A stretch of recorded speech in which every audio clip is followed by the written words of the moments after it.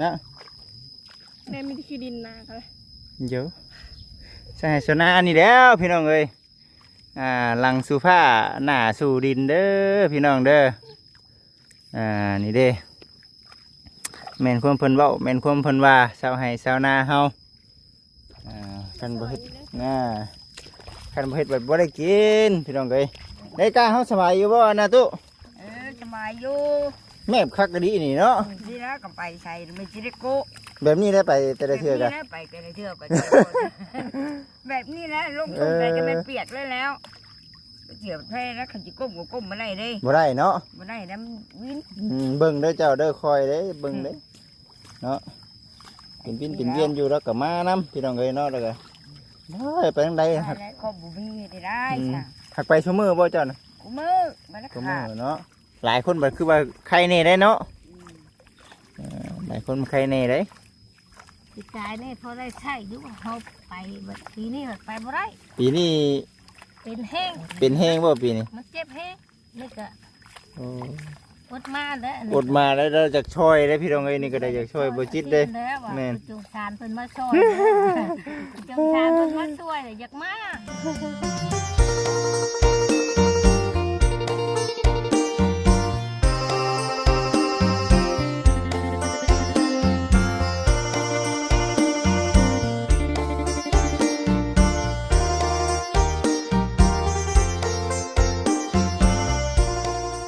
โดยพ่อแม่พี่น้องเอ้ยอยู่ให้อยู่หน้าเด้อพ่อแม่พี่น้องเด้อมื้อนี้ก็ได้กึบเวียกกึบงานพี่น้องเอ้ยจนจ้อยเนาะคนจ้อยเท่าไรให้จ้อย เห็นแต่กระดูกเอากราบทักทายสบายดีเด้อกราบสบายดีสวัสดี FC เบิดสุขสู่คนพ่อกับบ่จิตคือเก่ามื้อนี้บ่จิตหยุดงานเด้อพ่อแม่พี่น้องมื้อนี้ก็ได้มาหลับหน้าช่วยกับทั้งทพ่อทแม่แล้วก็ทั้งมีนาก่อนเนาะสักมื้อสักใดญาติเฮ็ดเด้อพี่น้องเด้อเนาะแล้วก็ตอนแรงช่วงประมาณ4 โมงเนาะบ่จิตเองก็สิไปเอาซีดหมูมาขายตลาดนัดวันอังคารมื้ออื่นเนาะมื้อนี้เป็นมื้อวันจันทร์เด้อพ่อแม่พี่น้องเด้อเอาน้ำเนาะเอาน้ำมาให้กับทั้งคนงานเฮาก่อนพี่น้องเอ้ยมื้อนี้เพิ่นมาช่วยแน่ก็แม่นพี่น้องเอ้ยเนาะ เนาะบ่จิตไปขอเพิ่นเด้อว่าซั่นมาช่วยแน่ว่าซั่นบ่ได้เด้ว่าซั่นเมื่อยแล้วว่าซั่นนะพี่น้องเอ้ยถ้าพ่อถ้าแม่เพิ่นก็เฒ่าแล้วบัดนี้มีหน้าก็เอานอนนั่นเองคือกันเนาะบ่แข็งแรงเด้พี่น้องเอ้ยเฮ็ดจังได๋ซะกุบกิบงานหลายเฮ็ดเด้เฮ็ดเรื่องมันก็เมื่อยเนาะพี่น้องเนาะก็เลยมื้อนี้บ่จิตหยุดมื้อนี้หยุดขอหยุดสู่งานนำทางมีนาก่อนแล้วก็พ่อกับแม่แล้วก็ให้ทางเพิ่นมาลกกาให้ก็จ้างดอกพี่น้องเอ้ยเนาะจ้างต่างพ่อน้ำจิตน้ำใจเพิ่นให้มาลกกาให้พี่น้องเอ้ยไปซะเดี๋ยวสักทายก่อนเม่นไผเนาะมาเนาะพี่น้องเอ้ย โจเนาะทองใส่บ่น้ำใส่บ่ได้จังมาแล้วนี่ฮะยังไม่ได้มาบ่สบายดีเด้อสบายดีเป็นไงกล้าลุกง่ายอยู่บ่ง่ายอยู่เนาะพี่น้องเอ้ยเนาะเพิ่นมาลูกกล้าให้เด้อให้กุ๊บบ่ได้เอาบ่หามบ่มีบ่มักใช่เนาะมักใส่กุ๊บว่าซั่นน้องน้ำเพชรเด้เป็นอยู่กับเวียงจันทร์ อยู่เวียงจันทน์พูนบ่ โดย เป็นเฮ็ดงานยังอยู่เวียงจันทน์ เพิ่นเฮ็ดทานกับพ่อ เฮ็ดทานก็พอกับแม่ โดย ทั้งนั้นก็บุกคือกันเนาะเงียกใหญ่กันหาเงินดีๆนี่เนาะ ลุกเถอะเนาะเบิ่งมีไผแน่เนาะมามื้อนี้ก็ได้พี่น้องเอ้ยเดี๋ยวสิไปทำไทยก่อนไปขอบมุกขอบใจขอบคุณเพิ่นก่อนเนาะเพิ่นก็ได้ระวังเลยคืนนี้ข่าวว่าเป็นวินอยู่ฉันแต่หารับจ้างกับบางบ่อนก็จนล่มค่าเห็นนะพี่น้องเอ้ยเพิ่นว่าระวังเลยเด้อน้ำครับป้าบุงเด้อป้าบุงเบิ่งไงเบิ่งหมู่เบิ่งคู่นี่เด้อ เอาสบายดีป้ากับปานาไม่ตู้เด้อสบายดีสบายดีได้กล้าเฮาสบายอยู่บ่นะตู้ สบายอยู่ แม่คักกะดีนี่เนาะ ดีแล้วก็ไปใส่ไม่ชิริโก้ แบบนี้ได้ไปแต่ละเทื่อกัน ไปแต่ละเทื่อไปแบบนี้นะลงตรงใจก็มันเปียกเลยแล้วเจียวแพ้แล้วขันจิก้มก็ก้มมาได้เด้ บ่ได้เนาะ มาได้น้ำวิน เบิ่งเด้อเจ้าเด้อคอยเด้เบิ่งเด้เนาะเป็นวินเป็นเวียนอยู่แล้วก็มานํพี่น้องเอ้ยเนาะแล้วก็ได้ไปทางใดหัก ข้อบุบีได้ค่ะ หักไปชั่วมือบ่เจ้าน่ะ กูมือมาแล้ว ชั่วมื ค่ะ อเนาะเป็นวินอยู่น้ำกลางให้หน้าก็มี เป็นวินอยู่น้ำกลางให้หน้ามีลมหญิงใช้น้ำก็มีหันได้ยังได้ หักไปเนาะ ไปข้อบุบี ทุกคนยากผมลำบาก ไปสิแล้วไปสิหาให้ แม่นอยู่ได้ ลูกเต้าก็ไปจะเพิ่นน่ะนี่เรือไปสิแล้ว ไปมันดิ ไปมันน่ะ ไปสิแล้ว โดน ไปดีไรค่ะ ไปมัน หากินเท่าอันไปไม่ได้ค่ากลางหน้าปุ่นนะ ข้ากลางให้หน้าเนาะ ค่ากลางให้หน้าโลดไปดิ โอ้ยเนาะพี่น้องเลยเอา บุมีแหละมันถูกมันยากบุมี แล้วจังว่ามีแต่ว่าว่าคำลำบ่ได้ก็ลกกล้าให้เฮานั่นเด้อว่าบอกเพิ่นอยู่พี่น้องเลยเนาะลกไป คำลกก้าคำดำให้บ่ได้ ดำให้บ่ได้เด้เนาะ บ่ได้ ประบุงนะจ้ะ คือกันแล้ว คือกันบ่ คือกัน บ่มีไผหาเฮ็ดให้กินแม่นบ่ บ่ ใค ใครเฮ็ดให้กิน บ่มีไผเฮ็ดให้กินเนาะ หากินเอง ลูกเต้าก็ไปให้เราพี่น้องเอ้ยเนาะ เองไงแต่ก็ไปมัน เนาะก็เฮงแหละทางป่าวงนำผมไปพี่น้องเอ้ยมื้อนี้ก็ได้ ขาดไปสิแล้ว อยู่กับอาณาว่าคนนี้นะผู้เป็นบ้าเป็นง่วนั่นน่ะวะ กูเป็นบ้านแล้ว ป่าวง เป็นบ้านแล้ว ป่าวงเพิ่นพี่น้องเอ้ยเนาะเปียกคือกันอันนี้กันเนาะให้เรามาลกกาให้น้ำแน่พี่น้องเอ้ยคันทีทั้งตาพ่อตาแม่บัดคือว่าในนั่นแหละหลายคนบัดคือว่าใครเน่ได้เนาะ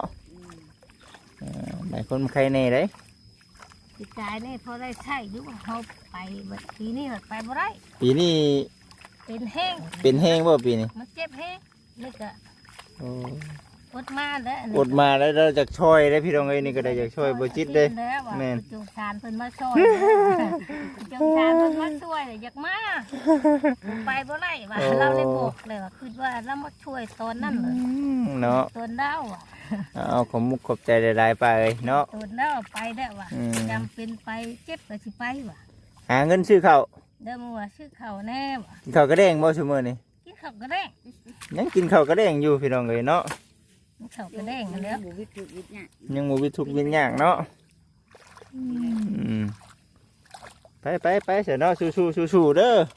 ขอบมุกขอบใจหลายๆป้าเอ้ยกับตัวเอ้ยเนาะมาลูกก้าช่วยมื้อนี้ ช่วยได้แต่ว่าบาปแล้วว่าเพิ่นมาช่วยโตว่าเวลาเรามาหาผัดชีบุไปบ่ได้แล้วไปก่อนว่ะเจ็บก็ไปเอาว่าเอ้าเจ็บคือไปว่ะไปแล้วว่าบาปเรา เนาะช่วยเราหน่อยติ ช่วยเราแล้วว่ะอดก็อดไปไล่อยู่แล้วว่ะเจ็บกับมันบ่พอตายหรอกว่ะ เอาเสยเด้อเดี๋ยวเฮาไปดำหน้าก่อนเด้อเสยเด้อ โอ้ย โอเคมีแต่คอยลูกเนาะเจ้าจะหันดังใส่กันเด้อเนาะ เมื่อน่ะหากันแน่เนาะจังหน่อยเดี๋ยวว่าทางดังบัดนอนได้หาเนาะ ค่อยดกเลย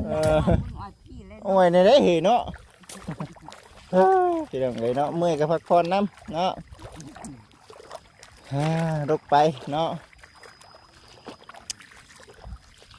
นั่งไก่หมูแท้เนาะถ้าสงสัยเพื่อนพี่น้องเอ้ยน้ำใสเนาะน้ำใสน้ำเพชรพี่น้องFCเอ้ยเนาะไปฉันอันนี้ก็คือว่าพี่น้องเอ้ยฮ้อนยำให้ยำนาเข้ามาได้พี่น้องเอ้ยก็มีหลายอย่างหลายแนวเนาะที่ต้องเฮ็ดแล้วก็ปะบ่ได้สักอย่างพี่น้องเอ้ยทั้งสิปะทั้งเวียกทั้งงานเฮาบัดในการถ่ายคลิปบัดบ่ได้พี่น้องเอ้ยเนาะเดี๋ยวอาศัยเงินจากทางอันนี้น้ำแน่พี่น้องเอ้ยเงินจากทาง YouTube นี่แหละถึงมันสิบ่ได้หลายแต่ว่าใครกลัวบ่ได้ไปสั่นหั่นนะพี่น้องเอ้ยเด้อบ่จิต ไถคาดไว้เป็นที่เรียบร้อยแล้วเนาะก็เลยเดี๋ยวซีลงไปล้ำบัดนี่เดี๋ยวลงไปล้ำล้ำให้ล้ำหน้าก่อนเด้อพ่อแม่พี่น้องเด้อมันนี่เด้อทางมีนาเนาะ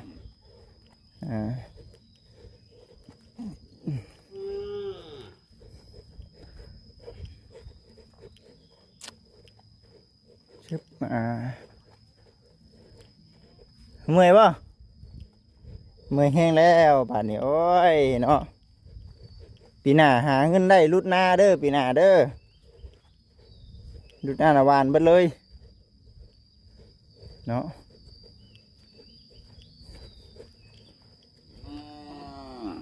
เมื่อยแล้วว่าสัน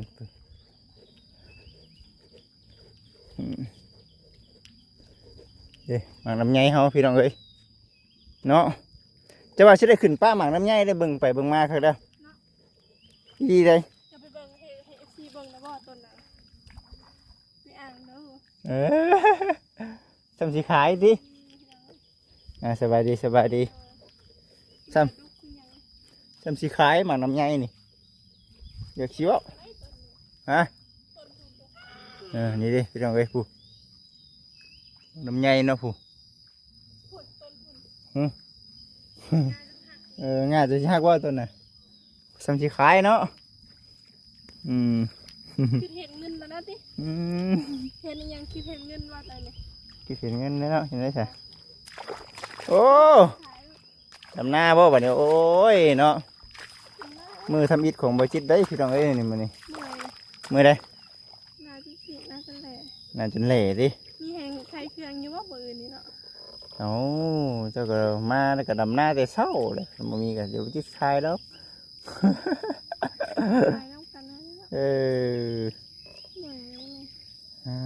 นี่เลยพี่น้องเนาะเพื่อนสิแล้วเมื่อวานเนี่ยมึงแน่บุกให้มันแล้วเนาะวานนี่เนาะผู้หลายเติบผู้ยังหลายใช่ผู้ไปจอดคันเด้อเป็นลมก่อน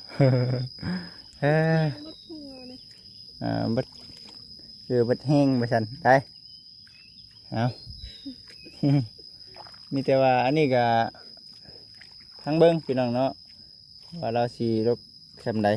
คำว่าสำนี้นะเพราะซ่องหาให้ทั้งตู้กับป้าเพิ่นอยู่ได้เรื่องเงินแต่ว่าถ้าหากว่าหลายๆคนนี้ต้องได้เมื่อขายข้าวพี่น้องเอ้ยมาจ้างแล้วทำบาปสิมีคนมาก็มีคนมานี่เดี๋ยวเมื่อขายข้าวพี่น้องเอ้ยพ่อไปดิเมื่อยบ่โอ้เมื่อยเลยเฮ็ดเวียกเนาะเมื่อยบ่เฮ็ดเวียกนี่คือแม่ใครอยู่แล้วบ่ได้ฝากบ่ได้ไงเนาะฮะเมื่อยอยู่บ่แม่เราสิได้เมื่อยเด้พี่น้องเอ้ยอีเด้อทางว่าบ่เมื่อยเนาะสบายดีโอ้โหครบรอบปีแล้วอันนี้เนาะไว้ดีพี่น้องเอ้ย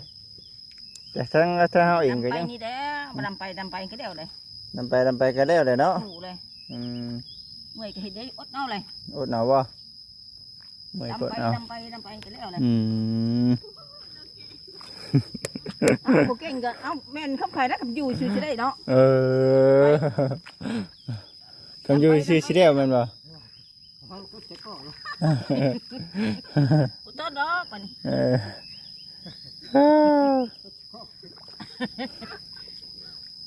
เนาะทักดีเห็นเลยเอาเนาะยังหลายอยู่เด้อผมเป็นพี่น้องเด้อยังหลายโบเรื่องในเรื่องของทางให้หน้าตะก้านี่อยากไปหับคนเนาะอยากไปหาคนอยู่ทั้งบ้านน้ำเนยแต่ว่ามีเงินดีเอามาชงแค่ไม่ได้ชงเนาะแต่ว่ามีบุชงได้ไหมบุชงเนาะข้าเจ้าก็สิมาดำให้มันเลี้ยวด้วยได้ข้าเจ้าก็ได้แต่คนละเท่าไรวันเนาะทั้งลำทั้งลกสู้ไม่ไหวปอตัวคนละ200,000 คนล้านหนึ่งบ่เมื่อหนึ่งนี่บ้านข้าเจ้าวันนี้150,000เนาะบ้านเขา150,000 2 4 6 8 10โอ้โต5คนมื้อหนึงล้านหนึงพี่น้องเอ้ย 5 คนได้แล้วเนาะ ขนาด5คนสมมุติว่า10คนก็2ล้านสำหรับมื้อหนึง10คนนี่เจ้าว่ากล้าได้บ่พอมื้อเดียวนี่ เดี๋ยวอยู่ บ่ได้เอาเด้เนาะ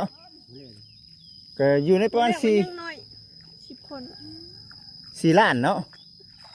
ยังมีเงินหลายอยู่ไปเนี่ย เอาสมมุติว่า4ล้านเนาะ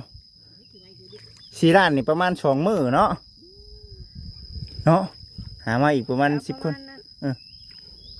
ให้มันเร็วเลยโฉกช่วยค่อยแน่โฉก ไปมีแล้ว เอาเว้าได้ไหมสำหรับมีเงินสมมุติว่ามีเงินได้ช่วย10 คน2มื้อเนาะ จะได้ไปหาบ้านสเตลเพิ่นเพราะว่ามีน้องอยู่อีกคน เจ้าเลย มีน้องเพิ่น หายังก็หาคนนี่ แม่น หาคนน่ะเนาะเนาะพี่น้องหาคนน่ะน่าจะมีอยู่ดอกอยู่ใส่ก็ได้แต่ว่าเงิน สิหาใช่ค่ะ เงิน หาบ้าก็ได้ เงินนี่แหละ ตอนนี้แหละพี่น้องเลยเนาะข่อยเชื่ออยู่ว่ามันมีข่อยเชื่อว่ามันมี ใช่เขา เขาได้เล่าค่ะแหละ เอาไปเนาะ สาเนาะยังไงมันแล้วได้ค่ะ เอาท่านพี่น้องเลยประมาณ4ล้านนี่ไม่คิดว่าห้อมนะคำว่า4ล้านแม่ว่าหาเงินใช้หด4ล้านแม่ว่า นายไทยเครื่อง2 มือ 3 มือมาหอดดิ มาหอดเด้อใส่เครื่องก็ได้พี่น้อง ไทยเครื่องมาหอด มาเด้อพี่น้องมาตากแดดน้ำกันได้มื้อนี้ก็ได้ นั่งเลยเนาะจุ่จุ่ ข่อยสิไปดำใช่ปะดำใช่ข่อย โอ้จะสิดำใส่ก็ดำแล้วผูกเนาะเดี๋ยวกว่างเนาะ เอาดำนี่ก่อนพี่น้องเนาะสักหน่อย ดำไม่หดชั้นโดดไปดูสิตามคนดอก กล้าก็จักแนี่ไหนเนาะชุดจะอยากดำนี่กล้าจนบริตัดหาง อ้าวจะกระตัดหน่อยหนึ่งเน่บริยาว หายอยู่ข้างในเนี่ย มาพี่น้องเลยมาเด้อดำนาครั้งแรกทีนี้ดำบะจิตเนาะ ครั้งแรกเนาะ ครั้งแรก ครั้งแรกก็ถ้าดูว่ามือแรก มือเด็กเนาะ ครั้งแรกเนี่ยมันคือขนาด มันก็จะขี่ซ่าๆเนี่ยทำบิดเนาะ ลงมือว่ะ ว้ายดีนี่เนาะพอย่ำดำหน้าแล้วพี่น้องเลย แป๊บเดียวดิ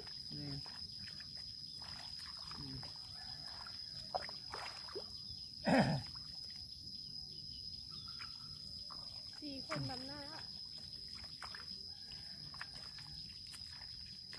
ดำหน้า ปัดถ่ายนะบ่ได้เนาะปัดดำนะปัดเฮ้ยถ่ายได้สบายที่อย่างนี้ สบายบ่ขาด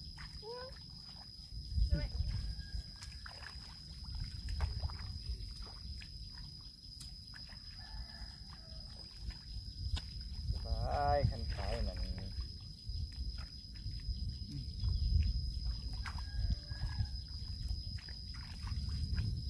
ก็วงแหน่เพิ่นมาดำเพิ่นมาดูกาซอยกับเมตูน้องอันเพชร ร้านสาวเราก็ใส่ ให้ทานนี่เรื่องจันทร์ไปเลย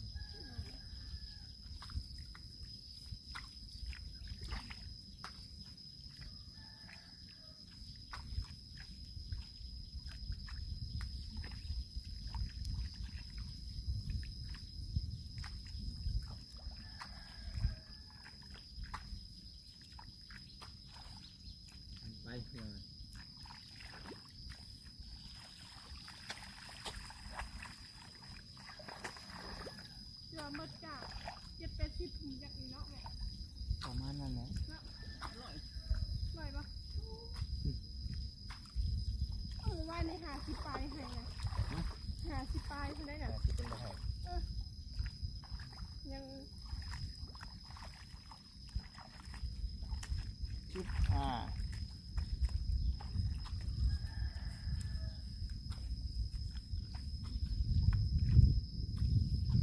ไม่ได้ไปทีดอกเลยนำดีเจคนเดียวนะ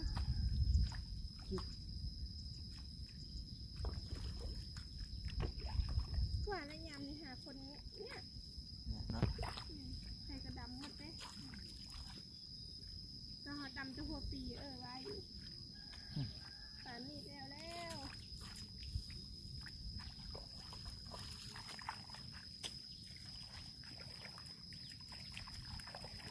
ป่านนี้ให้กระตกปะ ดำไปพี่น้องเลยค่อยดำไปไปสั่งนะชึบพุ่นเด้อพุ่นทางทะเมก็ได้พี่น้องเลยพุ่นเนาะมาดำก่อน ตากแดดน้ำกัน ตากแดดน้ำกันพี่น้องเลย ให้ได้มันบ่แดดปานใดน่ะก็คือเอากุดแดด คนเก๋นี่ ได้ก็ไปเอาชิ้นหมูเล่น4-5 โมง ประมาณนั้นมาหากี่เดือนเนาะ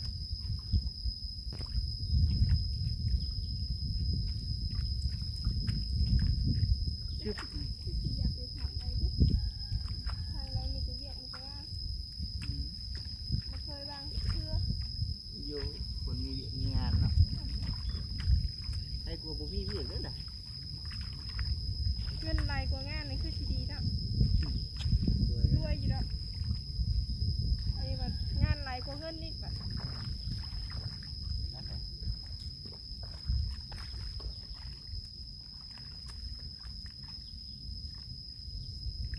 เมื่อวานนี้พอเราสระน้ำเมื่อวาน ถ้าเอาสิแต่จักก็มีอยู่เนาะ นี่พอเราสระเอาแต่ให้นี่ไปสุดอ่ะ จักอยู่น้ำก็มีของบุษบ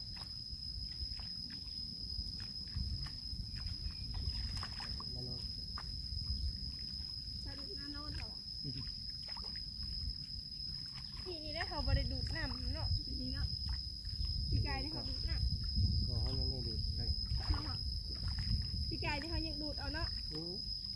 มาลายใหญ่ ดูบริการ ดูดเอาไหม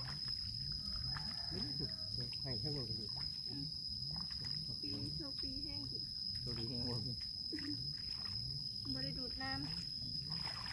มันก็เปลืองน้ำมันอีกน้ำมันก็ไม่ได้เสียเงินหลายคือน้ำมัน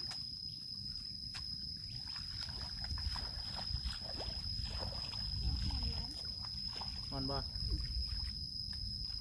โอ้แม่เลยคิดจะแวะทางไหนอ่ะ เจออยู่เลยเนาะ เจอได้เหรอเฮ็ดคือลูกไผ่ได้ละ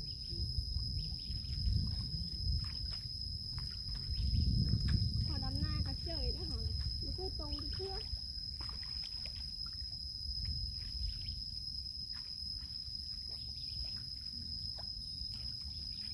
ลำไปพี่น้องเลย หอดคันแล้ว เนี่ยมืออื่นบดได้มาได้กับมืออื่นพี่น้องเด้องานนี่ ว่าในคือจะอธิบายแล้วได้ เอาซื้อได้เลยดิ ดำไปเอาหอดคันเจอ ไปกับไปได้มึงบรำหัวเขา ดินเก่าว่าไงต้นโบราณ หอดคันต้นดิ ไปดำไปกับหดท่านเลยไหนเนี่ย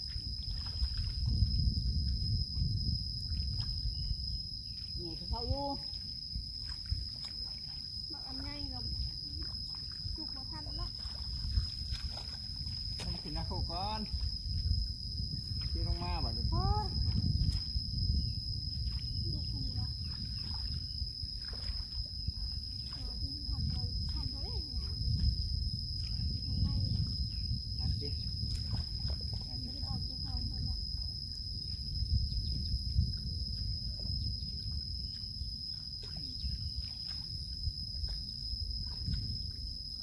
นี่สิได้จะมาหรอคนช่วยโซ่หรอ ใช่ไหม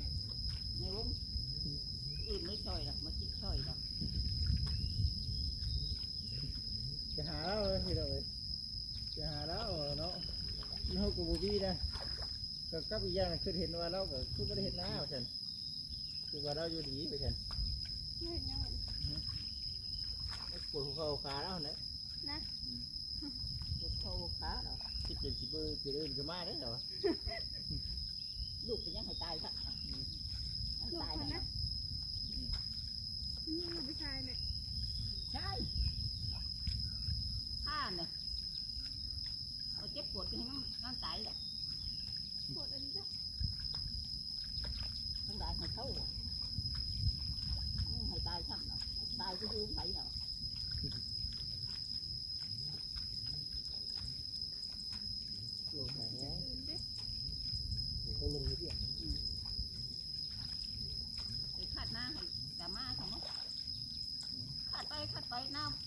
เนาะขาดไปต้องให้บ่ให้เฮ็ดกับมันนี่นะ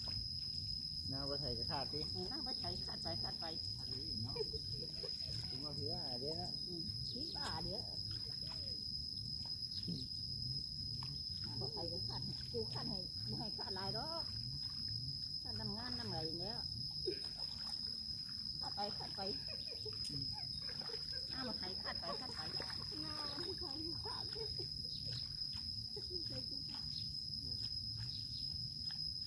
น เกี่ยวกับบางที่ บ้านเสือนพี่น้องเลยไปกันดิ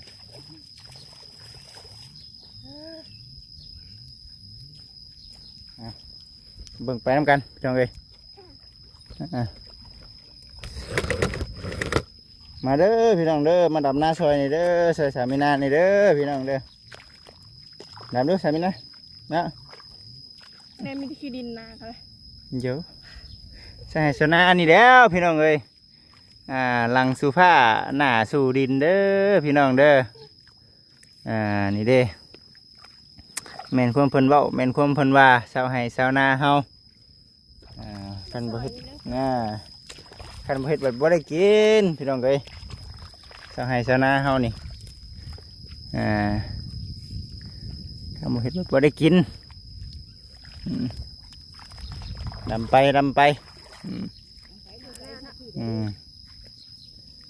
ฮ่าเด้อไปสันพี่น้องเอ้ยเนาะ 2 ต้น แมนคือสิได้ขอตัวจบคลิปแล้วบ่จิเด้งก็ได้ แดดได้ แดดเนาะ จะรู้นี่ หน้าเหี่ยวหน้าฮุบเนาะฮ่าเด้อเอาพี่น้องเอ้ยคือสิประมาณนี้แหละเดี๋ยวสิได้อัดคลิปลงก่อนเด้อพี่น้องเด้อเนาะเป็นกำลังใจให้บ่จิกับสามีนาพ่อกับแม่นี่เด้อพี่น้องเด้อสบายดีพี่น้องเอ้ย